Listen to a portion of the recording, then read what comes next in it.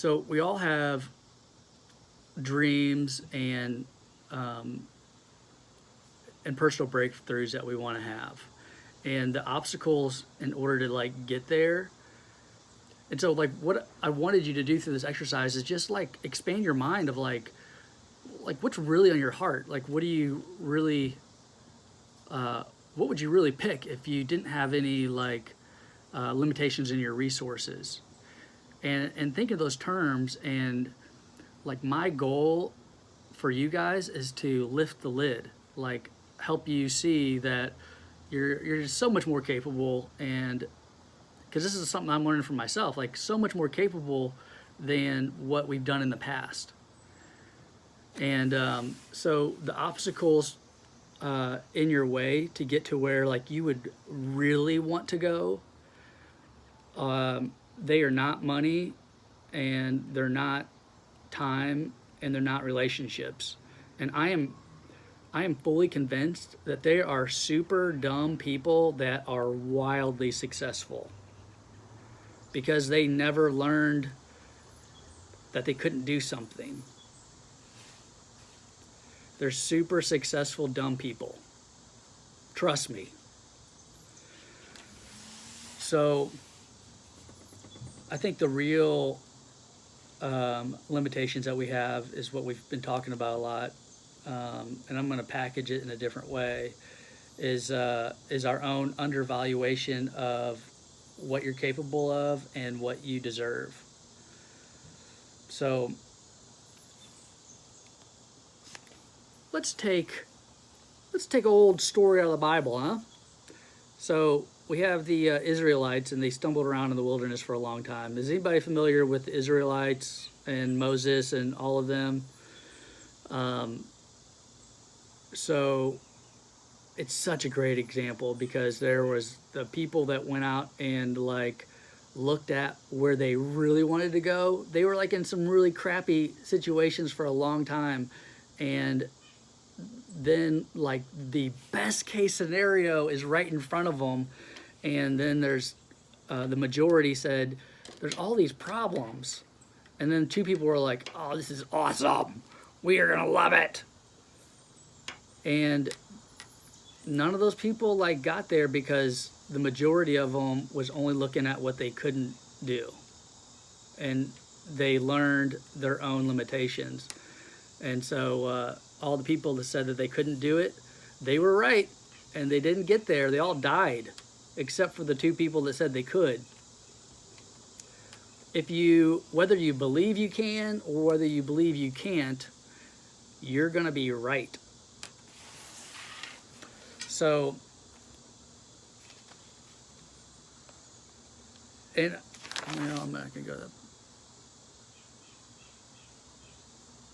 So here's an exercise. So just entertain me for just a second, okay? This is an exercise. Um, Close your eyes, and all right. Picture that you're standing in the middle of a horse corral. The barriers that encircle you are taller than you could jump over. You look around and notice a well-worn, like all these well-worn paths in the corral, and they're all concentrated around the outer edges of the corral. And so much that a small depression has formed around the perimeter, so that when you walk in this rut, your arms come so close to touching the structure, but never really making contact. Then, when looking at the ruts, you look up on the walls of the corral and you notice something really strange. The walls are made out of popsicle sticks that were all glued together by using Elmer's glue. You see the messy, haphazard construction of all the little sticks with globby glue running down to where even the blobs hardened, that ran into these little solidified pools that dried into hard discs. You know how like Elmer's glue could do. And then you notice something else. Sticking through the popsicle sticks are an infinite series of these little needles lining just about every square inch of the wall. In 2 or 3 places, you see where a piece of thread, the same color of the shirt, is hanging suspended from a few of the needles. Looking down at your right arm, you see a tiny tear and a little bitty pinkish dot where a puncture prick healed over. You become a little annoyed because it's your favorite shirt, but then your attention is immediately diverted to what's on the other side of the fence. You see and notice things that you've dreamed about for a long time. The needles look less ominous as they once did, and all at once you do a Ralph Macchio flying crane kick right through the porcupine popsicle sticks, and your shin and ankle light up on fire, but the wall comes tumbling down, and you smile as you dab off the little drops of blood off your leg. And that's it. I like that illustration because I feel like a lot of our behaviors are engineered to avoid uncomfortable things, and we create all these behaviors and habits just to avoid bumping into that fence that you could just push right over, even though it might be uncomfortable for just a little bit of time. And there's like, we all have things that we want to do. There's a preferred future that we have, and the degree that we're willing to embrace uncomfortable situations, like maybe it's an uncomfortable conversation, or establishing boundaries, or trying something completely new. It was really uncomfortable at first for me to have this meeting where I'm putting my heart out there and like being transparent. I'm just like, oh my gosh.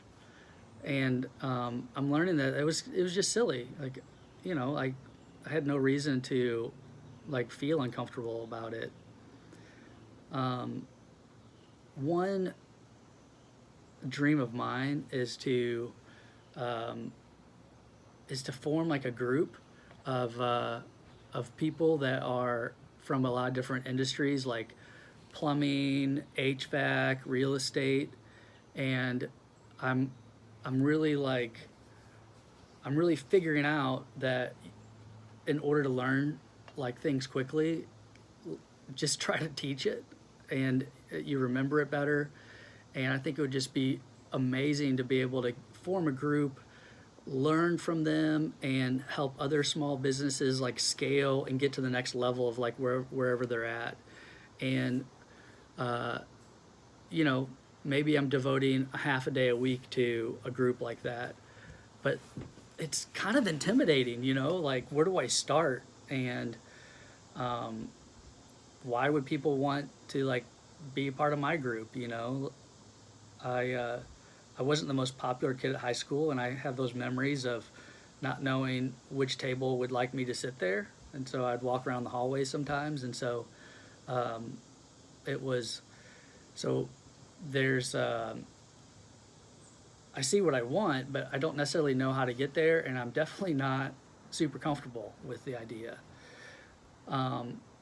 And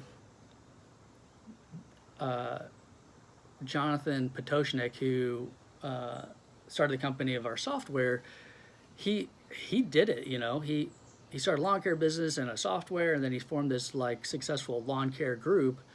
And he would have so many answers, and I've wrestled with the idea of like, I have his cell phone number, I should just call him and ask him. But he's like at this celebrity status. I think he sold most of or majority interest of Service Autopilot for probably like $50 million. Like, he's a rock star, and like, why would he want to talk to me? And so like yesterday I was thinking, yeah, don't worry about it, like he's busy. And then I'm like, no, I'm just scared. So like this morning, I made a little audio file and sent it to him and say, hey, like this is what I want to do. Like I know you could help me. I really appreciate what all you've done for me with Academy. And it's like, and that's what gave me this illustration in my mind about the corral with all these popsicle stick with needles, is that like the barriers are so tenuous and fragile, but like it just takes a little discomfort to push it over. And if we embrace the idea of I'm okay with being uncomfortable, then it's we'll get to where we really want to go, opposed to having our habits and behaviors engineered by trying to avoid things that are not scary or uncomfortable. Um,